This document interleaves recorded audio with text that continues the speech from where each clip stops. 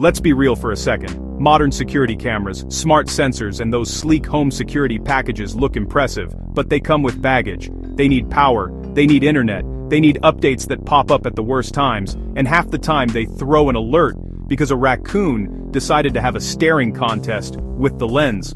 For a lot of folks, especially anyone with a big property, a remote ranch, or an old farmstead, those bells and whistles don't actually solve the basic problem. How do you get a heads up when something crosses your land when there ain't no power lines or Wi-Fi in sight? The real problem is not flashy footage, it's timely awareness across acres, with systems that work when the weather's nasty, and when modern conveniences are out of commission.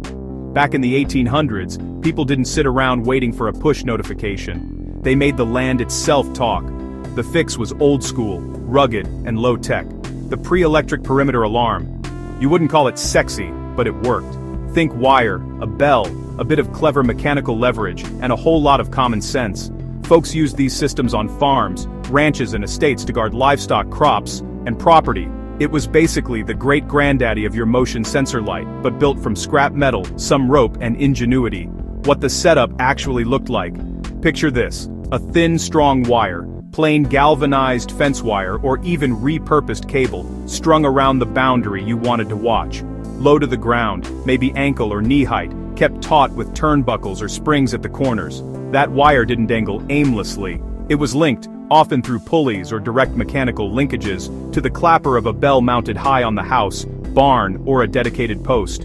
When somebody, or something, ran into that near-invisible wire, tension ran down the line. That motion pulled a spring or tripped a latch. The stored energy in that spring or lever released, and bam! The bell's clapper swung and the bell rang, not a polite ding. A big, resonant clang meant, heads up, something's up out there. In the calm of the countryside, one clear bell in the dead of night was unmistakable. It wasn't just an alarm, it was a location indicator.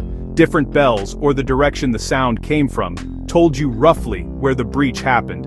Why that design was smart as heck: first off, it was passive and always on. No batteries to die in the cold, no firmware to mess up. Rain, snow, heat, didn't matter.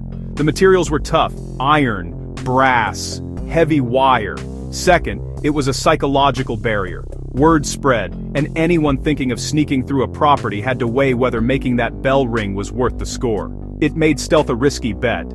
But the real engineering magic was in the trigger. If you just yanked on a wire and hoped for a loud clang, you might get a cough of sound. The better systems used spring-loaded latches or pivoting levers. The wire would pull and load a spring or unbalance a lever that held the clapper back. When the latch released, the spring snapped the clapper with more force, amplifying a small stumble into a big, clear alarm. That, right there, is classic mechanical advantage. Use simple machines, levers and springs, to make a little input produce a big, useful output. Variations and local customs. People got creative. Window and door alarms were the indoor cousins. A fine cord run across a window sash or door frame tied to a small bell inside. Open the sash, ring the bell. Early contact sensors, no kidding.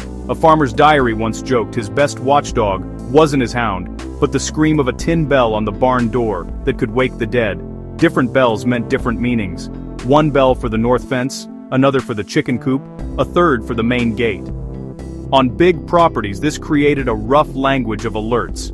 You learned what each sound meant, and you didn't have to run all over the place to figure out where to go. How the system scaled up. By the late 1800s, you'd see more polished kits in catalogs, complete burglar alarm setups for middle-class homes.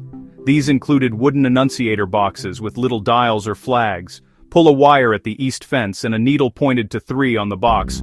Open the pantry door, and a tiny flag dropped. It was the 1880s version of a multi-zone alarm panel. You didn't just hear something, you got a quiet, internal readout telling you roughly which zone had been tripped. That lets you check without immediately tipping off an intruder. Real advantages. Over early electric systems, these mechanical alarms had failure modes you could understand with a glance. If the bell didn't ring, you checked the wire for a break or a pulley for rust. No subscriptions, no firmware, no call center. In the kind of weather and isolation those farms faced, simplicity was a virtue, and the communal nature of a bell, priceless. Everyone on the property, family, hired hands, neighbors, heard it and reacted together. A push notification to one person's phone? That's a very different, lonelier kind of awareness. Why they eventually faded out. As with most tech, progress moved fast. Central station monitoring, using telegraph lines, arrived in urban centers and changed the game. Electricity made electric bells, magnetic contacts, and later photocells and motion detectors possible. Electric systems could reach further and become silent, remote alerts possible. The mechanical tripwire couldn't stretch forever. Friction and sag were limiting factors. But electricity and telegraphs offered new capabilities.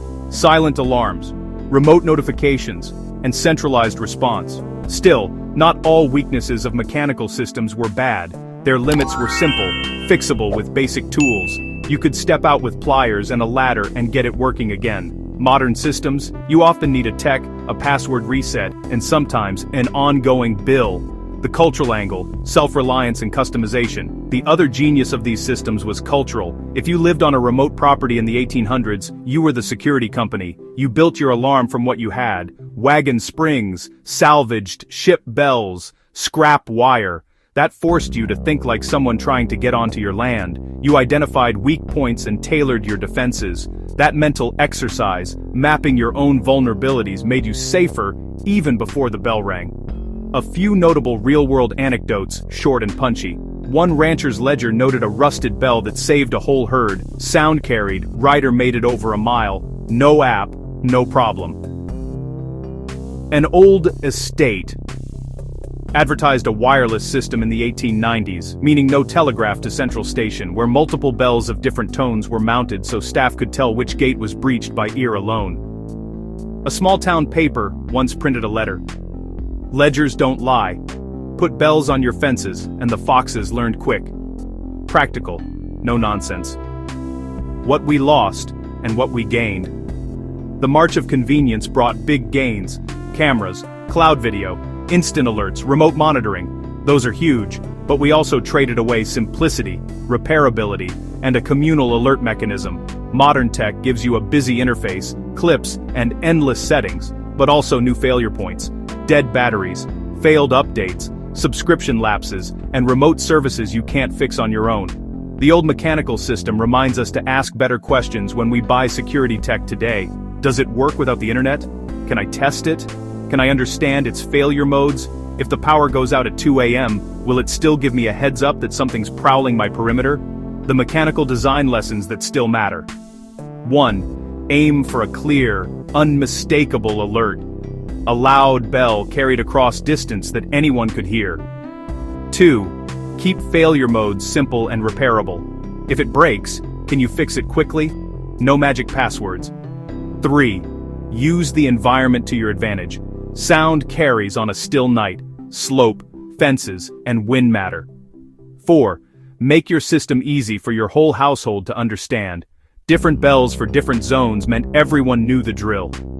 Modern parallels, not just nostalgia. The modern motion sensor, the magnetic door contact, the multi-zone panel. These are direct descendants of the bell and wire world. We swapped springs for batteries, pulley blocks for microchips. Your smartphone screen is the new annunciator box, but the principle stays: detect, alert, respond. And here's the kicker. There's room for hybrid thinking. A modern homeowner can combine the reliability of basic mechanical backups with smart tech. Think battery-backed sirens, low-tech tripwires in secondary fences, or even a simple mechanical bell as a redundancy on rural properties. Keep the convenience of cameras, but don't let them be the only thing between you and awareness when the grid hiccups.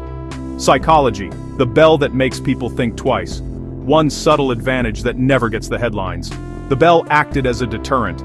If would-be trespassers knew the property had tripwires and bells, they had to decide whether the payoff was worth the noise and attention. That kind of friction, making an action riskier and louder, was a psychological guardrail. Modern silent alarms trade that public shame or immediate attention for stealth. That may be better in some cases, like a silent alarm to a central station, but losing that public immediate deterrent changes the calculus for both owner and trespasser. Is it wise to re-adopt old tricks today? I'm not telling you to yank out your cameras and restring a wire across your yard. That's not practical for most folks, but the mindset and a few simple principles still apply. Look for solutions that Give a reliable, audible, and unmistakable local alert. Don't lock you into a subscription to know if your alarm's even working. Are repairable with simple tools or at least have transparent failure modes. Use multiple senses, sound, light, and human presence, rather than relying only on a tiny screen. Wrap up and takeaway. Those 19th century perimeter alarms were more than quaint relics. They were a practical answer to a real problem, designed with the constraints of the land in mind. The elegance wasn't in complexity, it was in clarity of purpose. Detect intrusion, produce a reliable alert, and make the owner aware. Fast. Today we have insane capability at our fingertips, but every time we layer on more tech, we also layer on new points of failure. The old bell and wire remind us that sometimes the simplest tools, used smartly, get the job done, and don't leave you high and dry when the power blinks out. So here's the bottom line: don't get FOMO about missing the latest gizmo. Aim for outcomes, not features. Does your setup make you more aware when it counts? If the answer's no, maybe it's time to steal a page from the past. Bring back the clarity, keep the convenience, and for goodness sake, make sure someone on the property hears the alarm, because security is a team sport. I'd love to hear your take. In our rush for high-tech security, have we traded away simplicity and self-reliance that mattered? Or are the trade-offs worth it for all that convenience and capability? Drop your thoughts in the comments. Let's jaw about it.